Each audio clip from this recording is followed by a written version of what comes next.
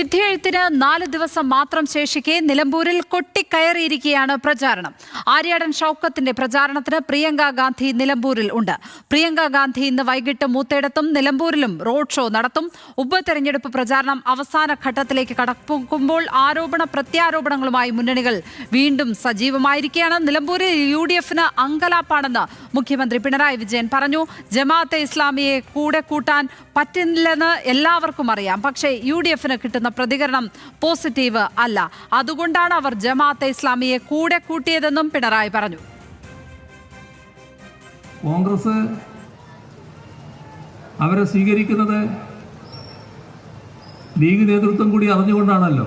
ഇപ്പോഴത് പരസ്യമാക്കിയെന്ന് മാത്രമേ ഉള്ളൂ. എത്രമാത്രം ഗതികേടിലാണ് UDF എത്തുന്നത് എന്നാണ് ഇതെല്ലാം കാണിക്കുന്നത്. ജമാഅത്തെ വിഷയത്തിൽ ഒരു പടി കൂടി കടന്നാണ് CPIM സംസ്ഥാന സെക്രട്ടറി MV ഗോവിന്ദന്റെ പ്രതികരണം. UDF-ന് രാഷ്ട്രീയം നഷ്ടപ്പെട്ട് ആയുധമില്ലാതെ അടരാടുന്ന നിലയാണ്.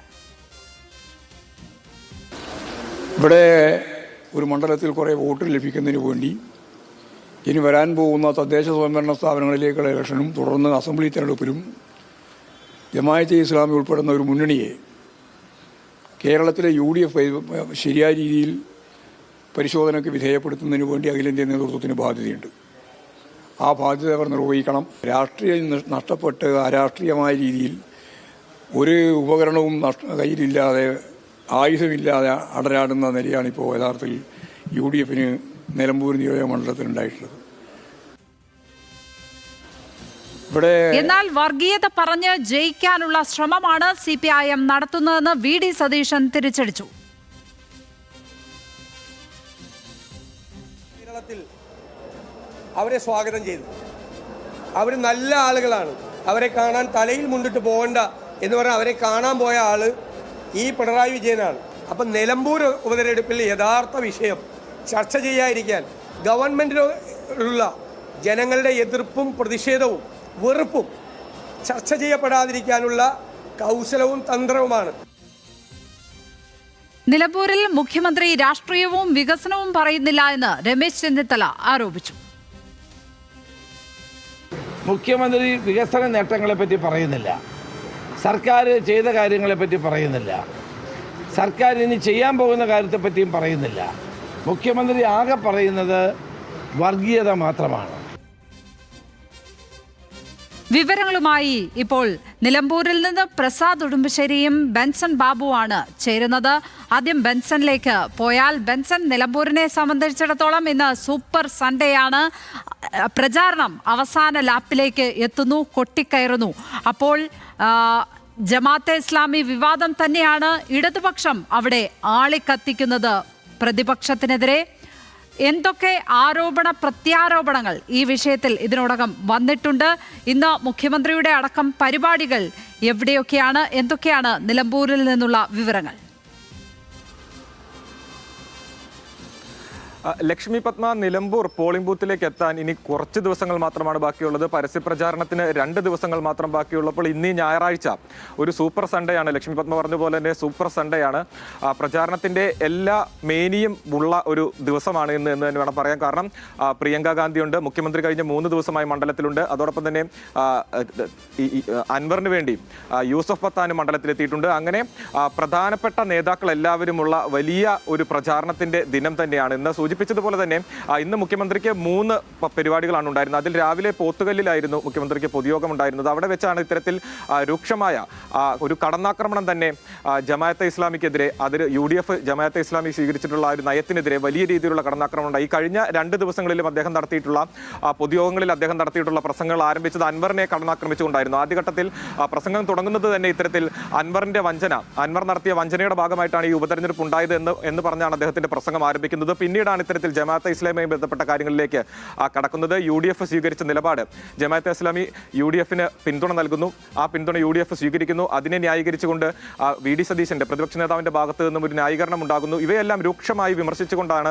മുഖ്യമന്ത്രിയുടെ പ്രസംഗങ്ങൾ, പ്രചാരണങ്ങൾ കടന്നു പോകുന്നത്. അതിൽ എന്ത് നിലപാടാണ്, അല്ലെങ്കിൽ ഈ ജമാഅത്തെ ഇസ്ലാമി എന്ന വർഗീയ സംഘടന അല്ലെങ്കിൽ വർഗീയ പാർട്ടി അവർ UDFന് പിന്തുണ നൽകുമ്പോൾ എന്ത് സന്ദേശമാണ് മുൻപോട്ട് നിൽക്കുന്നത് എന്ന ചോദ്യമാണ് അവർ ഉന്നയിക്കുന്നത്. അതിൽ ഏറ്റവും കടന്ന അല്ലെങ്കിൽ രൂക്ഷമായിട്ടുള്ള വിമർശനം ഉന്നയിച്ചത് MV ഗോവിന്ദൻ തന്നെയാണ്.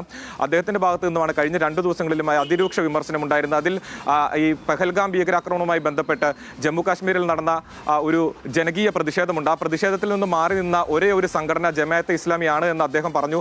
അതിനെതിരെ അവരുടെ ഭാഗത്ത് നിന്നും ഒരു നിയമ നടപടിക്കുള്ള കാര്യങ്ങളൊക്കെ സ്വീകരിച്ചിട്ടുണ്ട്, വക്കീൽ നോട്ടീസ് അയച്ചിട്ടുണ്ട്. അത് ആ നിലയ്ക്ക് തന്നെ മുൻപോട്ട് പോകും. ആ ഒരു ചോദ്യം ഇന്ന് അദ്ദേഹത്തോട് വീണ്ടും ആവർത്തിച്ചപ്പോൾ അതേ നിലപാടിൽ അദ്ദേഹം ഉറച്ചു നിൽക്കുകയാണ് ഉണ്ടായിരുന്നത്. അങ്ങനെ ഈ അവസാന ഘട്ടത്തിലേക്ക് എത്തുമ്പോൾ ഇടതുപക്ഷത്തിന്റെ പ്രധാന പ്രചാരണ ആയുധം ജമാഅത്തെ ഇസ്ലാമിയും UDFും തമ്മിലുള്ള ബാന്ധവം തന്നെയാണ്. അവർ ഒന്നിച്ച് ഈ ഒരു തിരഞ്ഞെടുപ്പിനെ നേരിടുന്നതിനെ തന്നെയാണ് അവർ പ്രധാന പ്രചാരണ ആയുധമായി കാണുന്നത്. ആദ്യഘട്ടത്തിൽ ഉയർന്നു വന്നിരുന്ന ഈ ക്ഷേമ പെൻഷനുമായി ബന്ധപ്പെട്ട വിവാദം, അതോടൊപ്പം തന്നെ മുഖ്യമന്ത്രിയുടെ മലപ്പുറം പരാമർശം, ഇവയെല്ലാം മാറ്റി പിന്നീട് അവസാന ഘട്ടത്തിലേക്ക് എത്തിയപ്പോൾ 2 ദിവസങ്ങൾക്ക് മുൻപാണ് ഇത്തരത്തിൽ പെട്ടി വിവാദം വരുന്നു. പക്ഷേ ഇവയെല്ലാം മാറ്റിവെച്ച് കൃത്യമായും ഈ ഒരു നിലപാട് അല്ലെങ്കിൽ ഈ ഒരു വിവാദം മുൻപോട്ട് വെച്ച് അത് കത്തിച്ചുകൊണ്ട് തന്നെയാണ് LDF ക്യാമ്പ് മുൻപോട്ട് പോകുന്നത്. അതോടൊപ്പം തന്നെ വികസന കാര്യങ്ങൾ ചർച്ച ചെയ്തും വികസനം കഴിഞ്ഞ 9 വർഷമായി LDF സർക്കാർ നടത്തി വന്നിട്ടുള്ള വികസനങ്ങളെല്ലാം തന്നെ എണ്ണി പറഞ്ഞുകൊണ്ടാണ് പ്രചാരണം മുൻപോട്ട് പോകുന്നത്.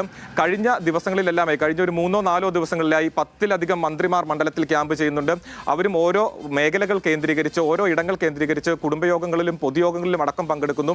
അതോടൊപ്പം തന്നെ പലതരം സംഘടനകളുടെ യോഗങ്ങളിൽ പങ്കെടുക്കുന്നു. ഇവിടെയെല്ലാം തന്നെ ഇത്തരത്തിൽ പ്രധാന പ്രചാരണ ആയുധമായി കാണുന്നത് ഇത്തരത്തിലുള്ള ആദ്യഘട്ടത്തിൽ രാഷ്ട്രീയ വിഷയങ്ങൾ തന്നെയാണ്. ഇത്തരം നേരത്തെ സൂചിപ്പിച്ചതുപോലെ തന്നെ ജമാഅത്തെ ഇസ്ലാമിയുമായി ബന്ധപ്പെട്ട വിഷയം പറയുന്നു. അതോടൊപ്പം തന്നെ അൻവർ നടത്തിയ വഞ്ചന, അതേ വാക്കുകളാണ് എല്ലാവരും കോട്ട് ചെയ്യുന്നത്. അൻവറിന്റെ വഞ്ചന എന്ന വാക്ക് തന്നെയാണ് അവർ ഉപയോഗിക്കുന്നത്. അങ്ങനെ ആ രീതിയിലുള്ള പ്രചാരണം നടക്കുന്നു. അതോടൊപ്പം തന്നെ എത്തുന്ന മന്ത്രിമാരെല്ലാവരും തന്നെ കൃത്യമായും കഴിഞ്ഞ 9 വർഷക്കാലത്തെ വികസന പ്രവർത്തനങ്ങൾ എന്തൊക്കെയാണ് എന്ന് എണ്ണി പറയുന്നു.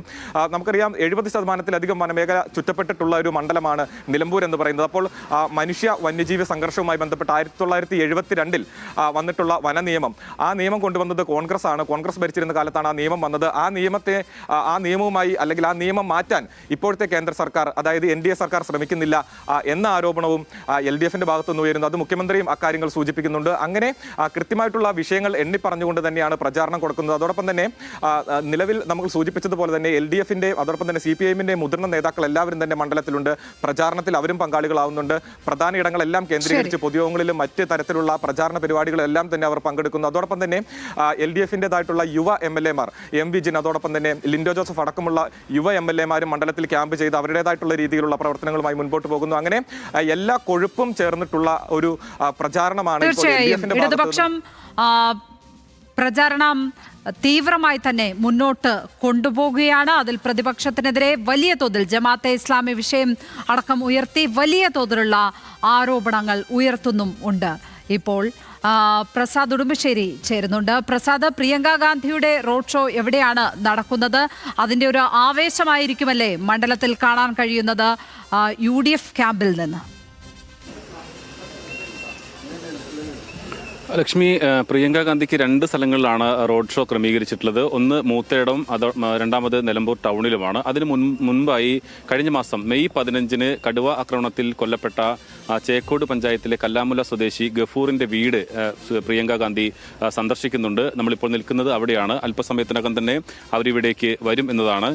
അതിനുശേഷമായിരിക്കും ഇവിടുത്തെ സന്ദർശനം പൂർത്തിയാക്കിയതിന് ശേഷമായിരിക്കും തെരഞ്ഞെടുപ്പ് പ്രചാരണങ്ങളിലേക്ക് കടക്കുക.